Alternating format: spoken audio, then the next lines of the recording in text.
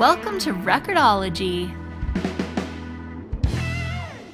Hey everybody, welcome back to Record-ology. Okay, today is story time. We are going to read this book along with the record that comes in it. This is a book and record set, Walt Disney's Story of Bambi.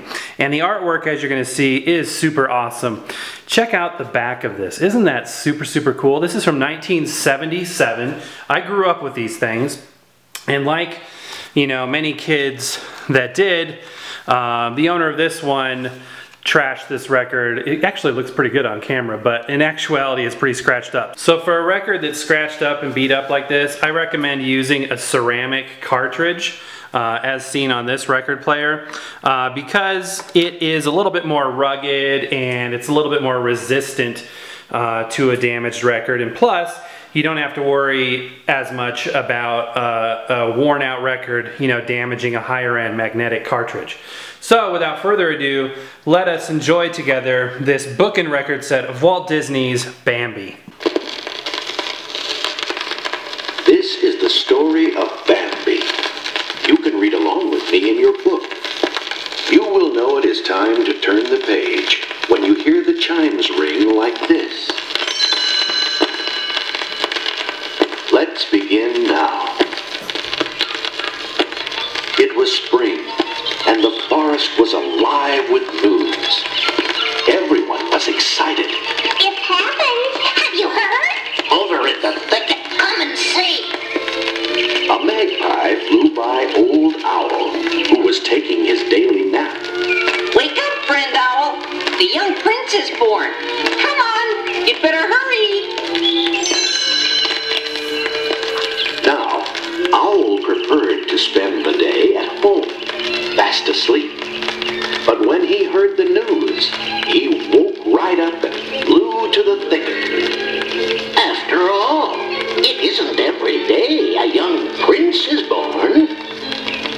As the animals quietly approached the shady glen, they saw a newborn baby deer sleeping by his proud mother. She gently nudged the tiny fawn and whispered, Look, you have visitors. The fawn slowly opened his new eyes. Then he got up, his new legs still shaking, and looked around curiously at the creatures who had come to admire him. A friendly baby rabbit named Thumper hopped over to the mother deer. What are you gonna call him? I think I'll name him Bambi.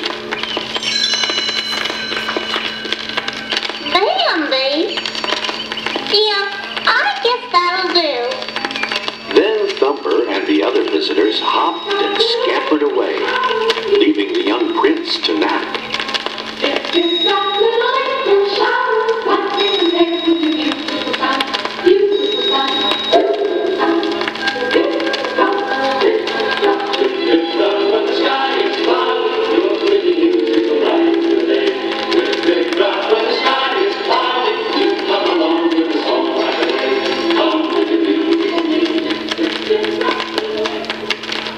By the time summer came, Prince Bambi was strong enough to explore the forest with his mother. Come along, Bambi.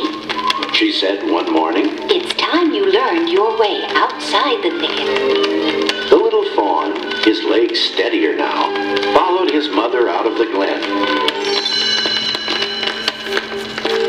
Hello, young prince. The chorus of voices came from above. Bambi looked up to see a possum family hanging by their tails, as possums do. He was puzzled. Who were these upside-down folk? Bambi turned his head this way and that, trying to get a proper look at them. Another voice came from nearby. Hi, Bambi. It was Thumper, who was eating clover with his family. Let's go have some fun. Suggested the little rabbit. That seemed like a fine idea, so Bambi trotted off after Thumper. The two friends came upon some birds perched on a low branch. Bambi stared at them closely. Those are birds. Explained Thumper. They birds. deep breath. Thumper hopped up and down excitedly. He talked! He talked! The young prince can talk! Then a butterfly landed on Bambi's tail. Bird! He said, feeling very proud of himself. Thumper giggled. That's not a bird! That's a butterfly! Bambi shook his head in confusion. Then he saw some more small, colorful things. Bending down, he sniffed at one. Butterfly! Thumper smiled. No, Bambi, that's a flower. It's pretty. Just then, out from the flowers popped a black and white face with two bright eyes. Pretty flower. Said Bambi. No one had ever called a skunk that before. Thumper rocked with laughter. The bashful little skunk just smiled. Oh, that's all right. He can call me flower if he wants to. I don't mind. Late that summer, Bambi's mother took him to the meadow. She moved carefully and sniffed the wind. You must be very careful on the meadow, Bambi. Out there we are unprotected. There are no trees to hide us. When his mother was sure it was safe, she let Bambi bound out onto the grassy meadow. He was surprised to see a little girl fawn about his own age. Her name was Feline, and she and Bambi soon became great friends.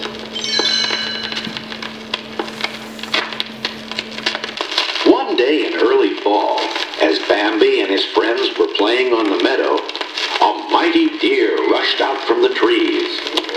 It was the Forest King, and he signaled everyone to leave the meadow. In the distance, Bambi could hear the loud, frightening noise of guns. Immediately, Bambi and his mother raced for the safety of the thicket. Bambi was frightened. When it became quiet again, he lifted his head.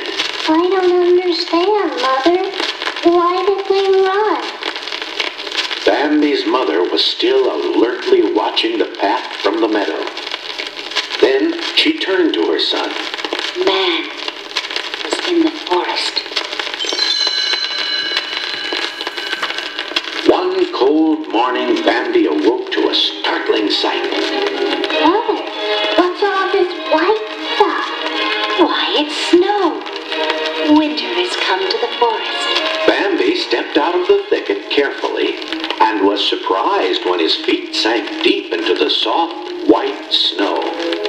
The fawn was delighted. The snow became a game.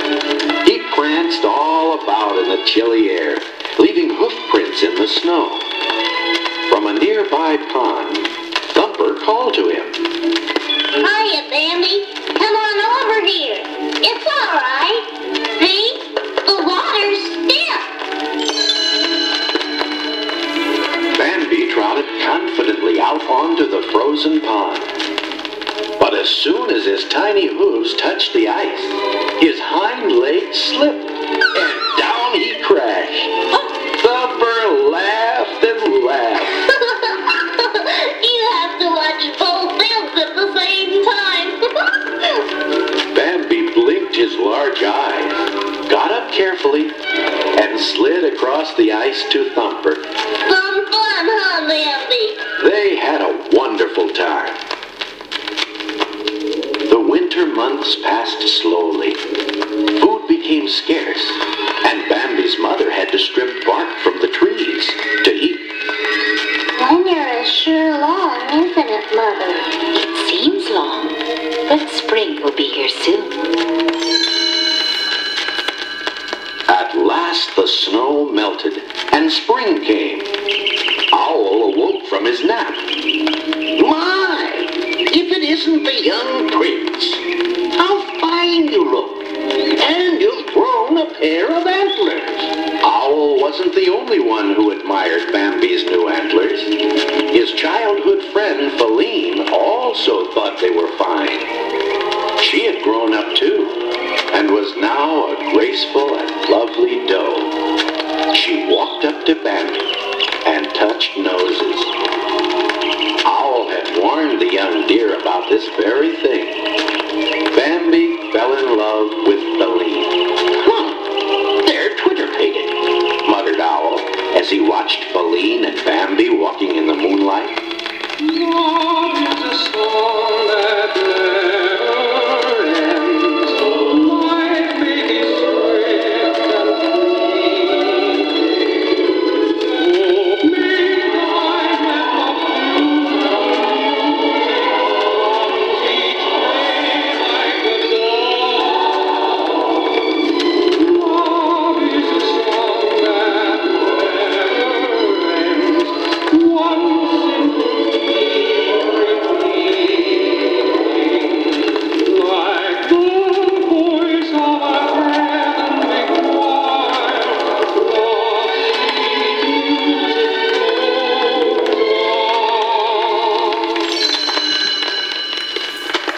Months passed. Again came a time when man entered the forest, bringing with him guns and fire. Bambi sensed that something was wrong. He left Feline and went to the edge of a tall cliff. Looking down, he saw a campfire, and as he watched, a spark from that fire started some brush burning. The fire spread quickly. Bambi hurried to warn Feline and the other animals. They all raced out of the forest.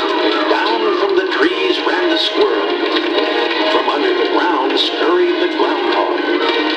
Away from their nest flew the birds. Bambi and Feline joined the other creatures on a bank across the wide river. They all watched sadly as the flames destroyed their forest homes. But spring came again to the forest, and green grass and flowers covered the scars left by the fire. Once again, the air was alive with excitement. This time, it was friend Owl who spread the great news. Come quickly, everybody, to the thicket! And all the forest creatures rushed to see what had happened. There was Feline, resting quietly with not one, but two new fawns. Owl's great yellow eyes widened in surprise. Look! Twins! And a healthier pair I've never seen. Prince Bambi must be mighty proud. Rabbits and squirrels, raccoons and birds looked on in awe. One of the baby fawns stood up on his wobbly little legs. He tottered over to a clear space in the screen of trees and peered through the brush toward the edge of a great cliff. There stood Bambi, his father, now king of the forest. Someday this young prince would grow up and become king, just like his father.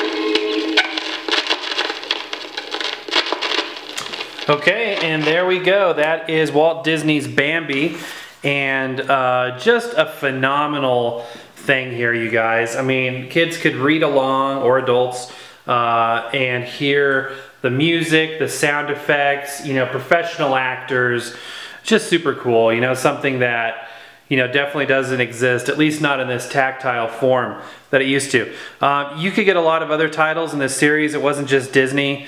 You know, there's Cinderella, Mother Goose Rhymes, The Haunted Mansion, The Ugly Duckling, David Crockett, Treasure Island, so on and so forth. And just super, super neat. And I love the record label, that Disneyland Records record label. I remember, you know, as a child of the 80s, seeing, you know, records with that label, and it's very nostalgic. So anyway, I hope you guys enjoyed that, and just something fun to experience together, a little bit of show and tell. If you haven't done so already, give me a like. comment, thumbs up, all that good stuff. Hit subscribe if you haven't done so already. If you've got anything you'd like to see on the channel, definitely comment down below. Share it with your friends, all that good stuff. All right, guys, as always, happy record hunting. And in fact, happy record hunting is how we found this record, because if you saw one of our recent shows, we found this while crate digging. Paid $1, I think I paid $1 for this one. And very much worth it, even if it's scratched up. It's just fun. Good tactile experience. So happy record hunting. As always, we'll see you next time. Thank you for watching. Thank you for watching Record-ology. Don't forget to subscribe and hit the bell notification so you don't miss a single thing. I am the Edison phonograph. The more you become acquainted with me, the better you will like me. Ask the dealer.